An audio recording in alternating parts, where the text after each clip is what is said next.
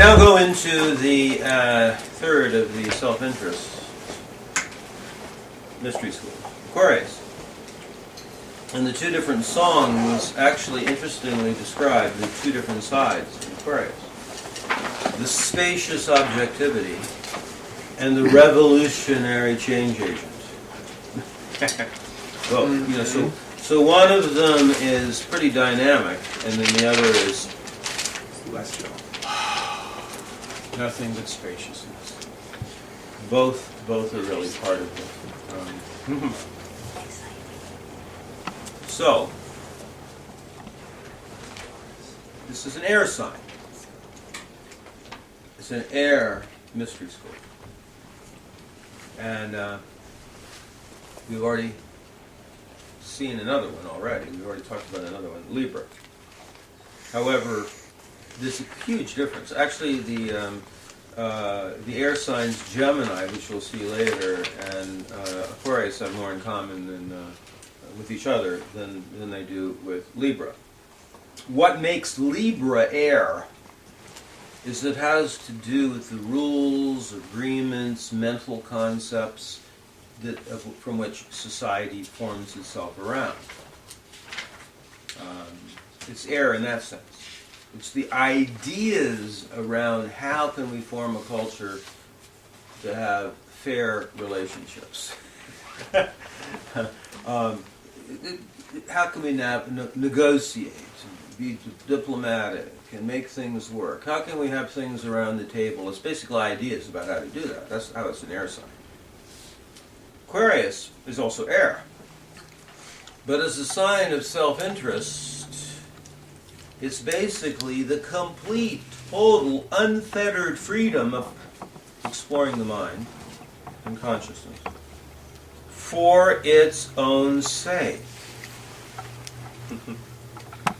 You know, while I know Aquarius has a reputation for being humanitarian, I guess, or having its higher love, higher truth, higher purpose, higher ideals and stuff like that, which it does. But that's where you will get to if you allow consciousness to go out as far as it possibly can for its own sake.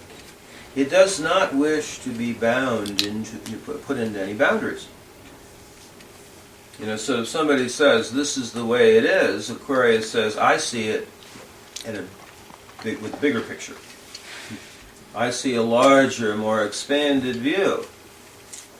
And if there's any actional element, you know, if the Aquarian archetype has combined with any actional thing, then it becomes revolutionary. It's going to break apart the boundaries of unlimited thought. Does someone here have the handbook, the Shamanic Astrology handbook? Okay.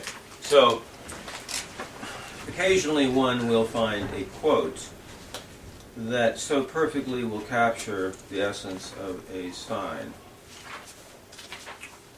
of a mystery school.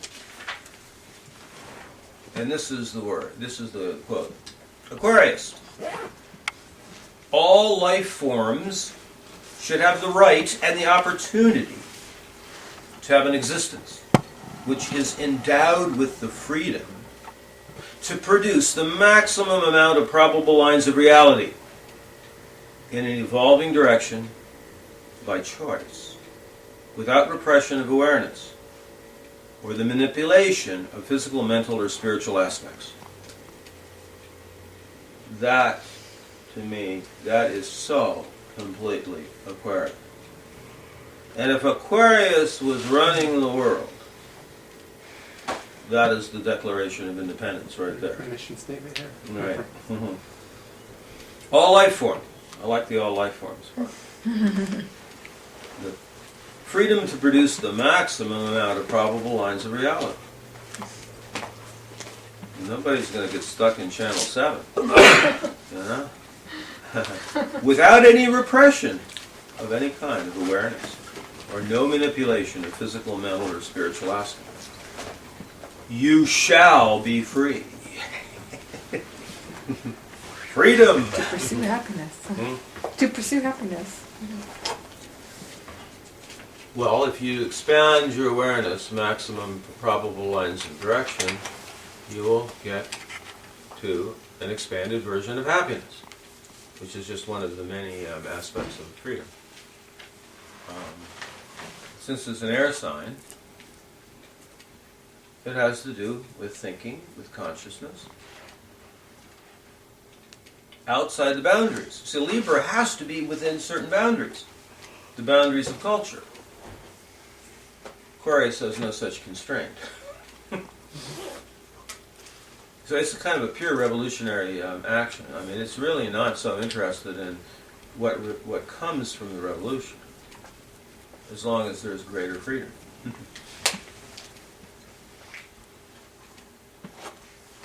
To think thoughts that have not been thought before. To expand context. Every mystery school has a spiritual path. However, in some ways, a really good definition of what a spiritual path is, or what spirituality is, I believe, is in the Aquarian mystery school.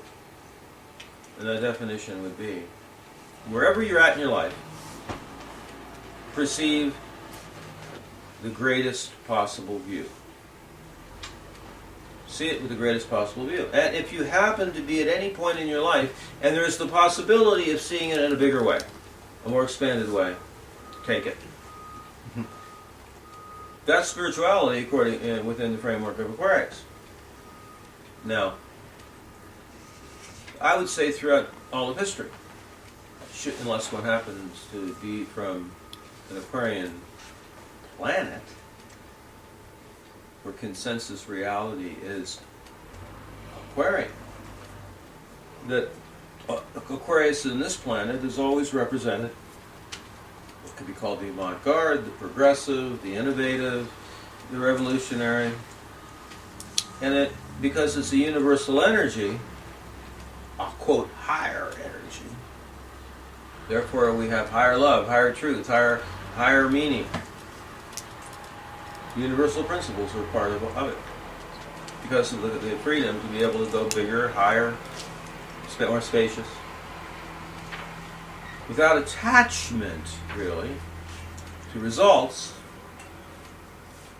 unless the attachment is to, let's just keep expanding it. More freedom!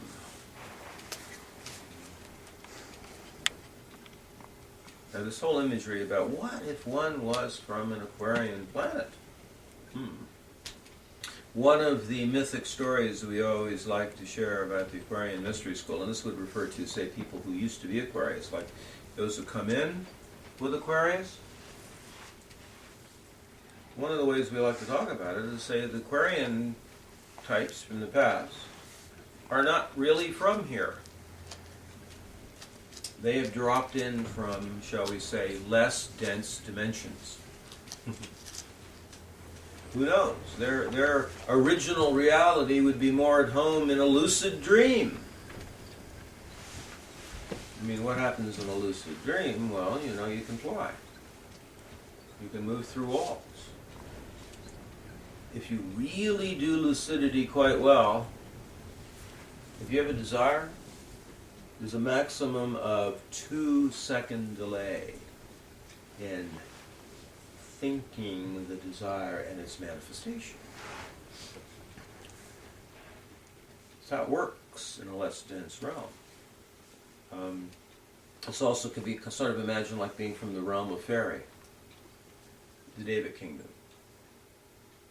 No need to have a dense body. If we look at it from the perspective of the chakras, you know, we just spent a while looking at Taurus and Scorpio, which are, for the most part, exploring first, second, and third chakras. Aquarius is like from the top of the heart chakra up, particularly loving the 6th and the 7th. So, and the 8th. Well, yeah, I mean, if you that's beautiful. If you tell an Aquarian there's 7 chakras, they will rebel against that thought. You know, it's like, no, I know about an 8. I know about 8. You know, maybe 9 or 10. What do you mean 3 dimensions? Well, I'm working on the 13th dimension. To infinity and beyond. Just like the Atlantis civilization, kind of an Aquarian civilization. Well, you know, it's difficult well, any time period has 4.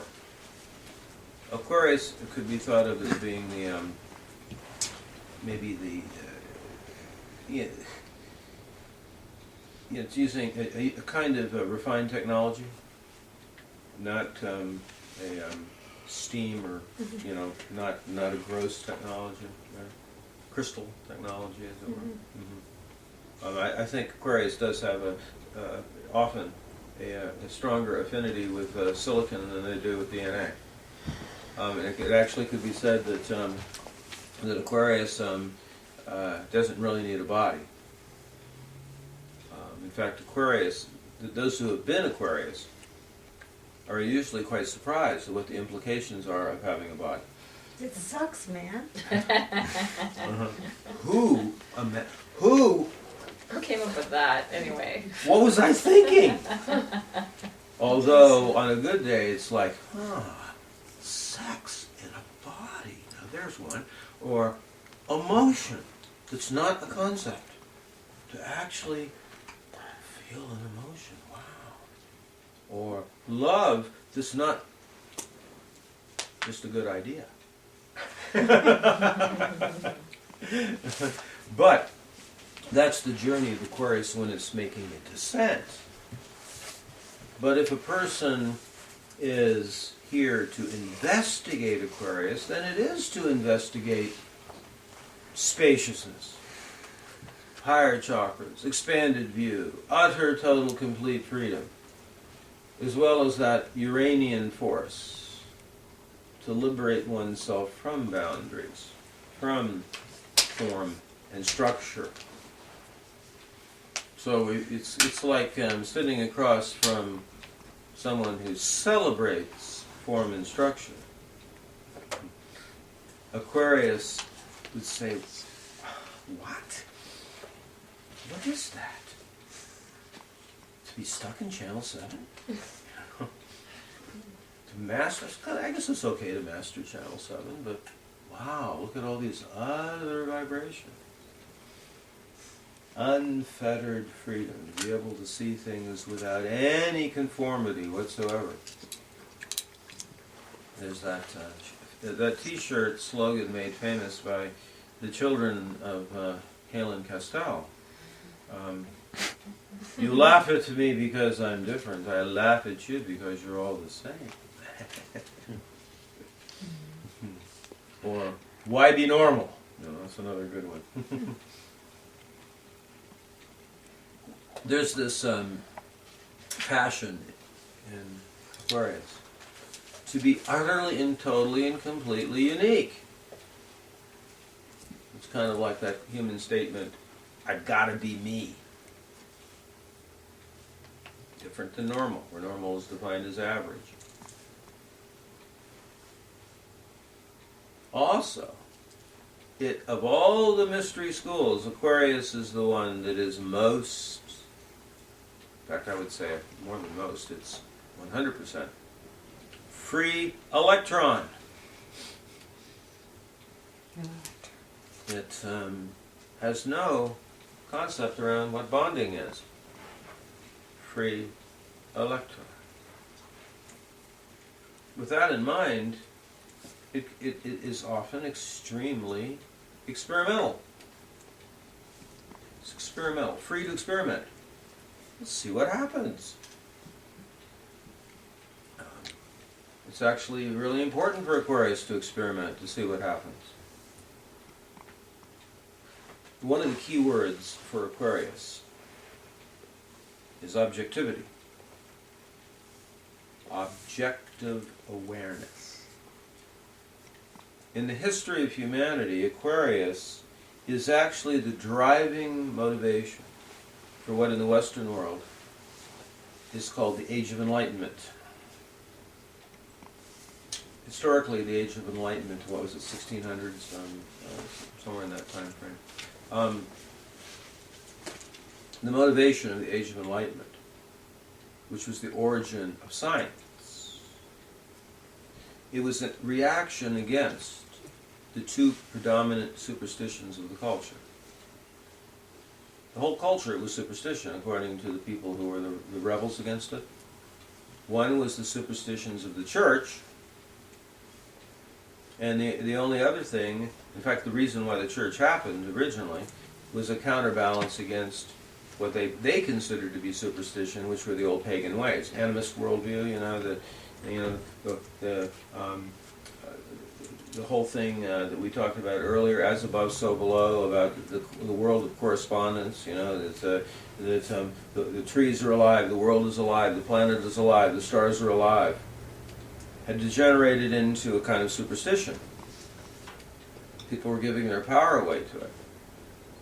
So along comes the Age of Enlightenment.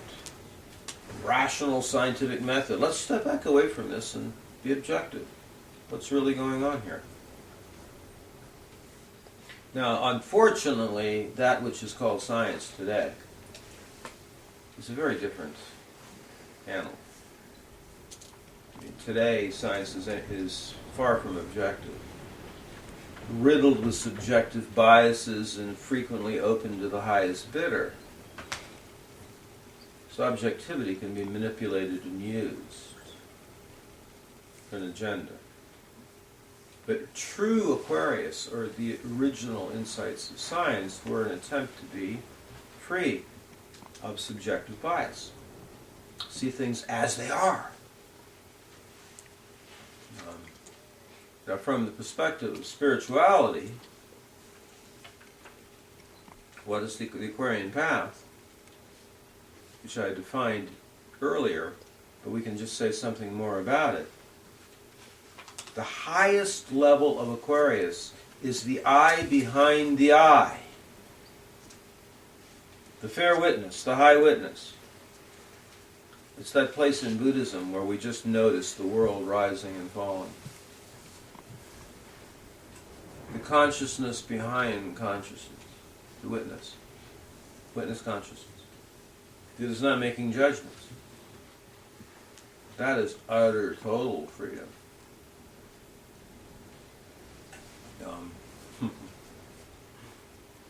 I just had the thought flash in about the vanity of Aquarius. We'll get to that in a bit. To remind me to not forget that. So, the mind is fast, spacious, eccentric, unusual, different from normal. A passion for freedom and a love of free electron status and being free to experiment and try pretty much anything out.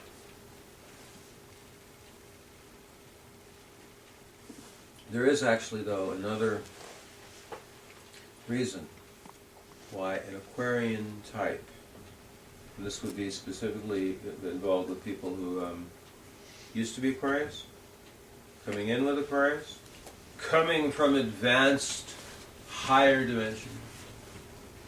Why would you come here? Why does Aquarius come here? Well, there's two main reasons. One is the aforementioned experiment. Oh! Wow! Emotion! God, I can't detach from this now, can I? Sex in a body. Well, that's certainly different than when I'm with my lover in the lucid dream. That's one reason. It's an experiment. Just see what happens. But there's another potential reason for the Aquarian to be here. Just to be of help. It's the whole thing in science fiction called the prime directive. The prime directive states that if you're a member of an advanced civilization, like say you're Pleiadian or something, prime directive states you cannot interfere in the affairs of other sentient beings. It's a law against interference. However, it has always been known there's a way to get around the prime directive. You can choose to incarnate amongst them. You choose to take birth in the density of those who you want to help. This way it's fraught with danger. Oh, what's the danger? Well, you might forget what the mission was, because, my God, it's dense. Who knew it was this dense? You forget the mission. Although the mission, of course, is to be here to help. To bring expanded, higher vision, higher views, higher love. I mean, in the Aquarian world, unconditional and universal love is base reality. It is consensus reality. How in the world did it happen that it isn't that way here? I mean, anyone who's experienced the spaciousness of unconditional love, how would you ever want to choose anything else? Surprisingly enough, it keeps happening here. So this is going to be quite a shock to Aquarius. How is our Aquarius moon doing with this information? It's bang on, man. Totally resonates with my experience. Now, do we have any Aquarian statements that are current life intent here? Aquarius job in the Scorpio tribe. Aquarius job and the Aries tribe. Warrior of Peace. Aquarius in the Cancer tribe? You have Aquarius at home and roots. Home and roots. I have no idea what that means. What, you first progressive? What? Yeah, on his foundational axis, it's yeah. it's Well, a that's a home and refined roots. point. Yeah, Yeah, but okay, yeah. but Aquarius is not the main element for him. No. So there's not a huge amount of Aquarius in the room. But of course, this training is not just about who's here. This is so you can have a sense of all 12 mysteries. And anybody who goes through Uranus cycle will get to experience the Aquarius mysteries, Goes through what? which includes everybody in this one. Right. It's when we get to Aquarius that we actually get to talk a little bit about Uranus, the planet Uranus, Uranus, You have Aquarius rising. Oh, okay. Yeah. Well then, all right. You should have. I was looking for your response. I have Mercury in Aquarius. Right. So those that have Aquarius rising are signing up for what I'm talking about. In fact, then you two have this resonance transmission point. You know, she's used to be Aquarius, you are Aquarius. Rising. So it's like there's a lot to share there.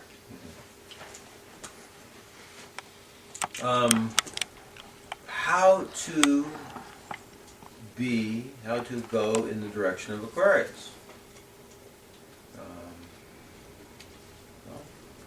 Embracing one's own uniqueness and eccentricity. The joy of always thinking bigger and more expanded thoughts. The willingness to be revolutionary. The willingness to be without real judgment, really, because it's the high witness. It's kind of like there's two different types of Aquarians. This could be thought of as represented by the two waves of the symbol. Two waves. One wave, it has to do with the drive and passion for uniqueness. To be quite different. To be eccentric, to be unusual. To be completely oneself. The other wave would have to do with the spaciousness, that high witness aspect, the spiritual path of it. And some people tend to be more the quietistic version. The ones that are happy. Well, you might run into this sometimes in your life. You'll run into people who are very oriented in spirituality approach. You know, they meditate a lot. They eat absolutely pure food all the time. They are incredibly refined and sensitive. And it's the kind of individual where their tendency is they don't want you to get too close to them. You know, it's like, you're going to mess up my field. This type of Aquarian is usually unbelievably sensitive to stuff that average Earthlings don't have any idea about. Nikola Tesla was like that. He actually wore gloves, and he didn't want to really shake hands with people, but if he had to, he had gloves on it's like he was so sensitive, he could feel things in the environment, and he kind of isolated himself as a result because of that. Yeah, my first wife was like that. I mean, basically we would have to move sometimes because we were too close to a power line. She said she could hear and feel electricity in the wires. A lot of compassion for that. I mean, I'm a good old grounded Capricorn moon, you know, and not only do I not ever feel that stuff, but, you know, I never see any of the stuff that these people who are with vision see. I can sense into alternate realities, but I certainly can't see anything. Yeah? What about people without Aquarian signs or have Aquarian attributes? Without Aquarian suns? I mean, without having anything in Aquarius, but having certain Aquarius attributes. Which ones? Well, like I'm talking about myself. The sensitivity? Yeah, and the Well, visions. extreme sensitivity can be also seen in Virgo. It can, I mean, having extreme sensitivity to things that the average Earthling has no recognition of is not just reserved for Aquarius. The reason why it's there in Aquarius is because of this lack of capacity to experience density. Okay. I mean, basically, the Virgo sensitivity is because they're so sensitive to density and they can experience the unbelievable refinements of it. If something's out of pattern, you know, it's like the Virgo pattern of the person who's unbelievably healthy, but because they're so sensitive, there's just one thing that they're always noticing the one thing out of pattern, and so that's the hypochondria of it, you know, and that sort of thing. You know, so there's different approaches to being sensitive. It's a type of refined sensitivity that can cause a person to not want to be in secular culture. So this brings to this, yes? Can you say that Virgo compared to Aquarius in terms of sensitivity?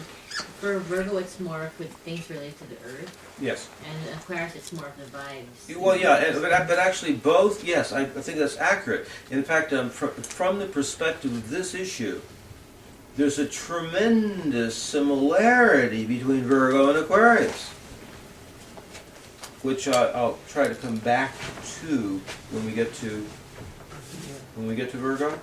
Just one little quick thing for Kat, she does have Uranus, conjunct, opposite, or square, a great deal of. There you go. Yeah. Right, so you're an honorary It's all over, Aquarian. yeah. Is that what it is? Okay. Yeah. I didn't hear this what you She said. has Uranus, conjunct, opposite, and square, a lot of the very personal factors on her chart, so it's like adding Aquarius to.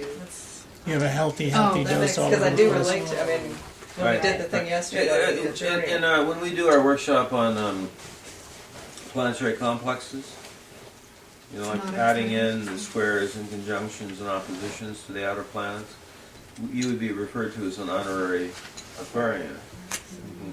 It's interesting. But these are modifications of the core archetypes, though. Yeah, no, I see what you're saying.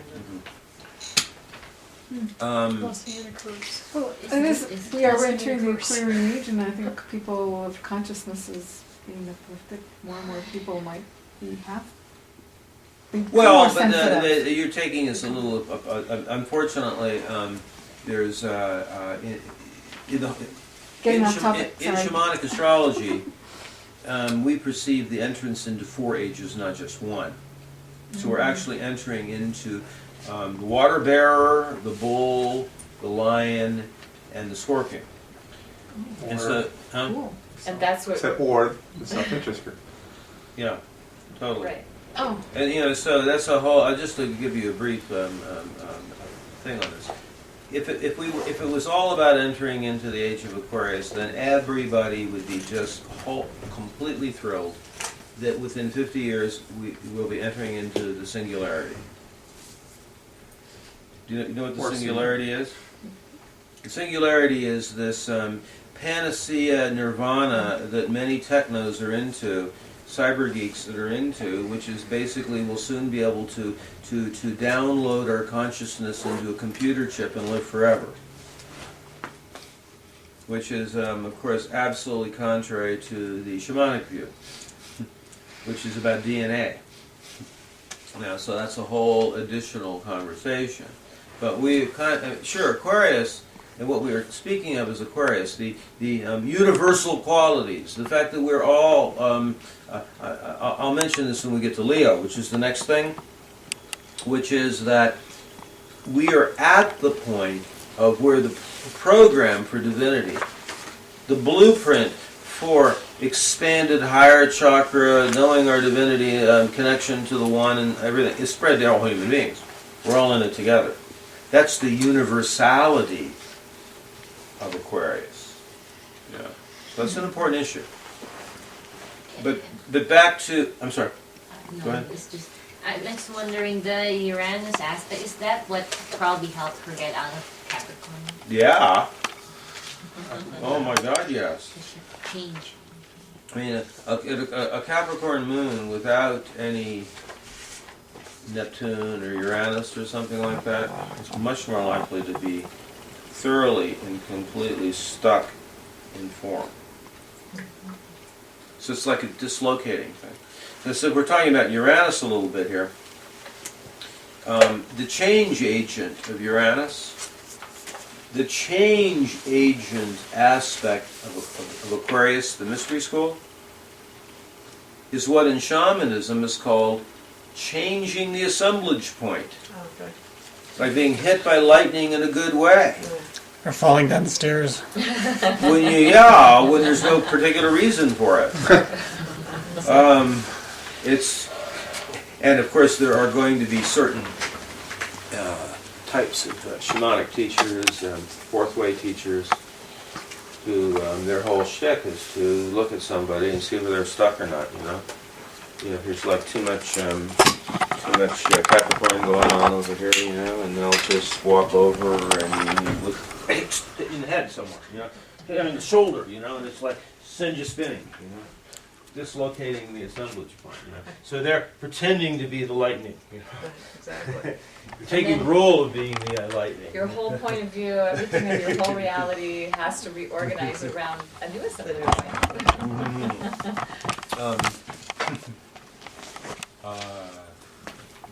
You ever seen What the Bleep, where the shaman came and just on the middle of her third eye? Right. Kind of like that. Yeah, that's a good example. And so, with that in mind, one of the definitions for Uranus is freedom from the known. I mean, if you already know it, then that's not it. You just expand it out. Which is really then, what's the bottom line with this? It's about the creation of space. The skill set of a really, really well-established, empowered Aquarian is they can be in spaciousness better than anybody. I mean, there's some people, we were talking about the allotment of essence, like we're going to give you will, we're going to give you compassion, we're going to give you intelligence, we're going to give, there's these different types of qualities, the verities, the spiritual verities. Well, what does Aquarius get? Well, it does get intelligence and brilliance, that's for sure, but it also gets the capacity to journey. It's the capacity to go into spaciousness. Capricorn has a hard time going into spaciousness. But one of the biggest challenges for Capricorn is something in the spiritual community is called deficient emptiness. You know, if there's nothing going on, this is scary.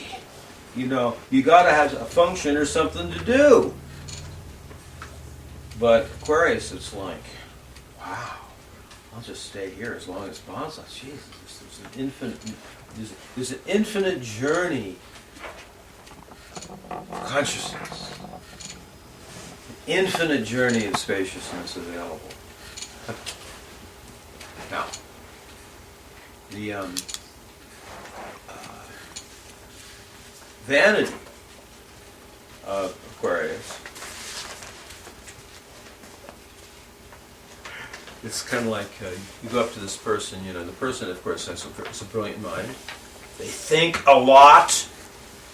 Thinking is going on a lot. And you say to the person, you have more tape loops, you have actually more spools of thinking information up there than anyone. The person might take that as a compliment. Then the next statement is, yeah, but unfortunately there's no answers on any of it. Which basically means thinking won't really save you. It's actually the space behind the mind that's the freedom, not any specific information.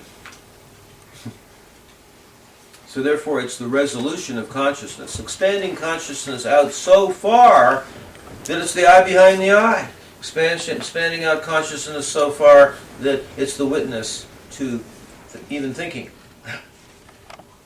In Buddhism, that is referred to as vipassana meditation, insight meditation. It's not a control meditation. It's a noticing meditation. It's using the mind to free the mind. Inquiry is part of that too. Inquiry is another Aquarian technique. Now, you know, one of the downsides of Aquarius, somebody who's mainly Aquarian, there's no feeling function. You know, which is why that thing I was mentioning before was sort of kind of like a joke, where it's like to come from a planet where it's consensus reality that everybody believes in universal love and unconditional love. But nobody there's actually felt it.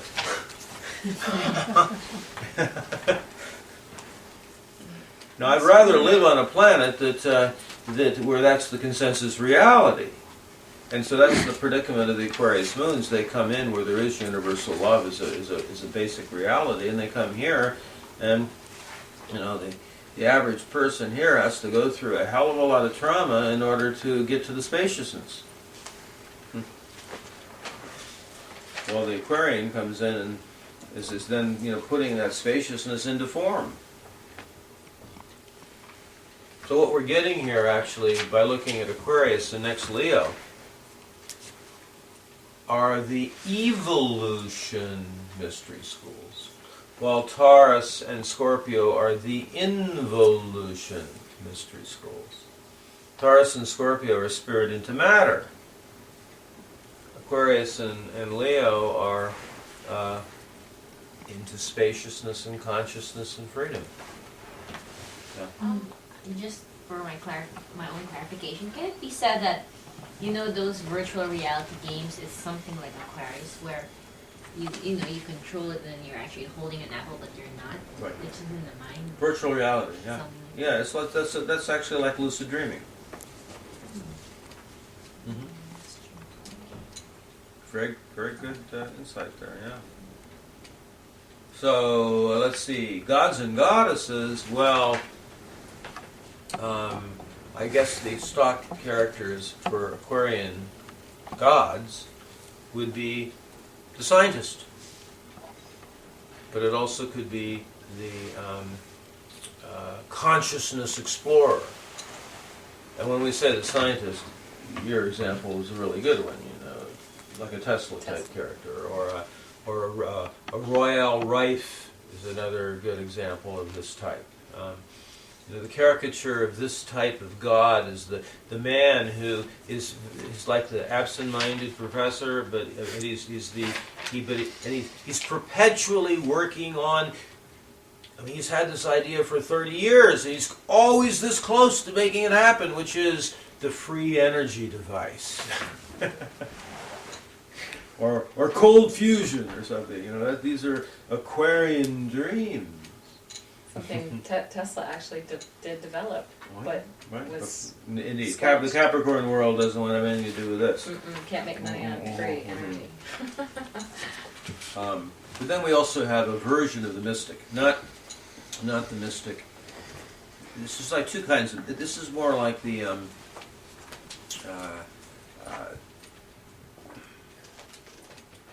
It's the individual who is so detached. They're in a place where they don't have to be involved in life at all. On a spiritual path, there's certain spiritual technology. I used to be a TM teacher, and the difference with this used to be called cosmic consciousness. And cosmic consciousness is where you are witnessing the whole thing, witnessing everything. And a lot of people thought, wow, this would be great. It'd be fantastic to be able to do that. But there's a whole bunch of types of human beings when they actually went into that state of awareness. It's like, good God, I'm utterly and completely and totally alone. I thought I was doing spirituality for some other reason. I'm totally and completely alone. Which is often the Aquarian state. I mean, now, of course, the Aquarius moons know that to be the truth. But if a person's working on Aquarius, that's one of the pitfalls of the path.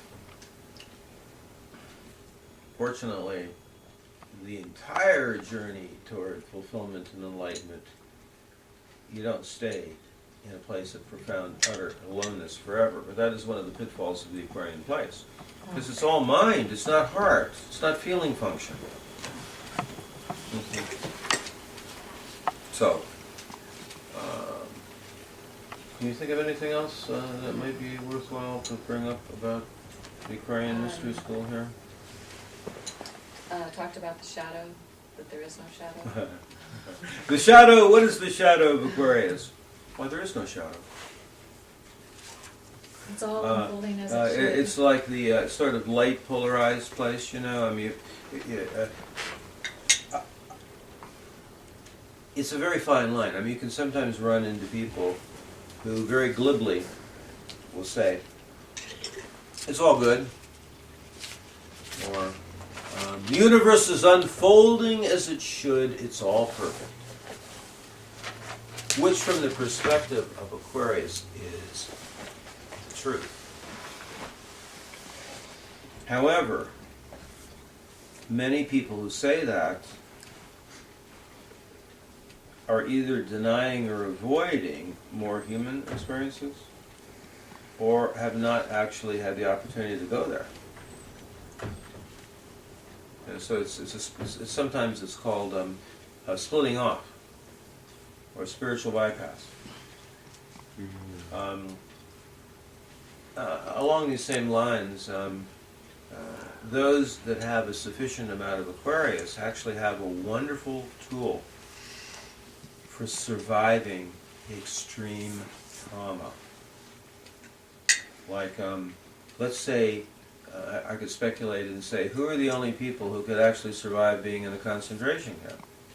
Possibly the people who could leave their bodies.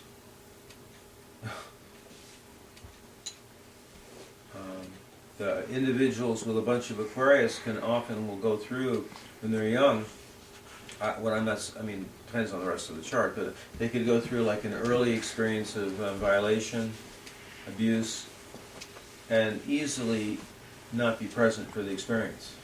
They've split off from it. At its worst, then it becomes, multiple personality. But at its best, it's an individual who had a technique for survival. Which, by the way, for the entire human journey does need to get integrated at some point. Generally, when we're older, when we have the capacity to, include that earlier experience into our comprehensive awareness. Right. Questions? The goddess? Oh yeah, the goddess. This is so interesting. Is that if we look at the cast of characters, the gods and goddesses that show up in the different mythologies, we're hard pressed to find the Aquarian one. Now, I did find a good expression of this some years ago. Is that after the Tiananmen Square massacre, there were overseas Chinese students around the world who erected very interesting statues. There's one in Vancouver, actually, which is this. It's like a style. They created this imagery, which is like the combination of the Statue of Liberty and Kuan Yin, and they named it the Goddess of Democracy, which I believe is a new emerging expression of the Aquarian goddess, the Goddess of Democracy, and which actually is not far off from what it is that the, quote, founding fathers had in mind with Washington, D.C. There's numerous things in Washington, D.C. that are oriented to the star Spica, and it had to do with, in fact, even the Statue of Liberty herself was to be an expression of the goddess as a symbol of democracy and justice, which I believe has a fairly interesting Aquarian element. There is also, if we add Pisces together with Aquarius, then you do get the well-known figure of Kuan Yin. It's a universal compassion imagery. It's not personal, by the way.